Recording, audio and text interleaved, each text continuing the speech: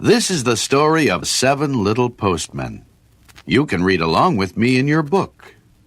You will know it is time to turn the page when you hear the postman's whistle toot. Like this. Let's begin now. Tommy has a secret. What a grand surprise. He's writing Dearest Granny with a twinkle in his eyes. Now the story of this letter is the reason for this tale of the 7 little postmen who carry the mail. Tommy takes the letter and seals it with red wax, then runs down the sidewalk, avoiding all the cracks. The mailbox opens. The letter drops in. Won't Granny be delighted? Thinks Tommy with a grin. The first little postman empties out the box. He takes all the letters and he walks 11 blocks to the main post office with its big unloading docks. The postman empties out his pouch upon the sorting table. And look, there's Tommy's letter with a bright red label. A canceling machine is next. Zip, clickety-clack. It cancels out the postage stamp with a mark that's round and black. Postman 2 sorts the mail. He does his very best. He sends them north, he sends them south. He sends them east and west. First class for this, airmail for that. Some are skinny letters, and some are big and fat.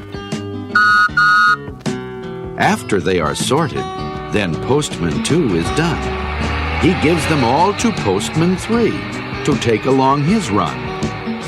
Into the pouch and tie it tight. Tommy's letter will travel all night.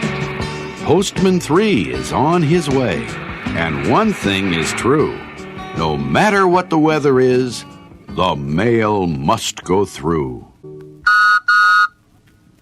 Up and away through sleet and hail, this airplane carries the fastest mail. The pilot flies through whirling snow, as far and as fast as the plane can go. Here's Postman 4 on the evening train, and there's the mail pouch on the crane.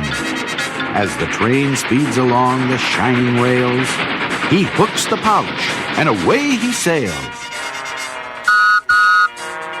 While the passengers sit and enjoy the ride, the postmen are working side by side. Tommy's letter gets sorted with the rest of the mail that's traveling off to the west.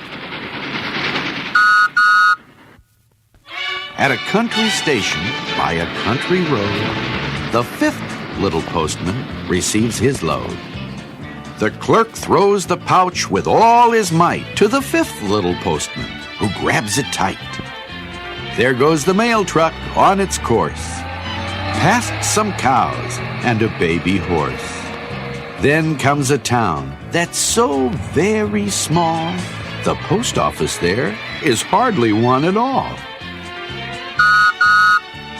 A stack of mail is left at this stop, and there's Tommy's letter, right on top. Postman 6 must sort the mail again, but still it gets out by 10:30. Postman 7 carries chickens and fruit with the mail to the folks along his route. He stops with sugar at the country store. Mr. Jones greets him at the door. For Mrs. O'Rourke, with all her ills, he brings a bottle of bright pink pills. There's little Terry in his yard. The postman brings him a funny card. There's something for Sally, and something for Sam, and a recipe for Mrs. Ben for raspberry jam. There were dozens of chickens for jolly Mrs. Pickens, and a dress for a party for Mrs. McCarty. At the last house along the way sat the grandmother of the boy who had sent the letter. She had been wishing all day Tommy would come to visit, for she lived alone in a tiny house and sometimes felt quite lonely. Then she heard the postman's whistle. Land sakes! Why, it must be Charlie with some mail for me.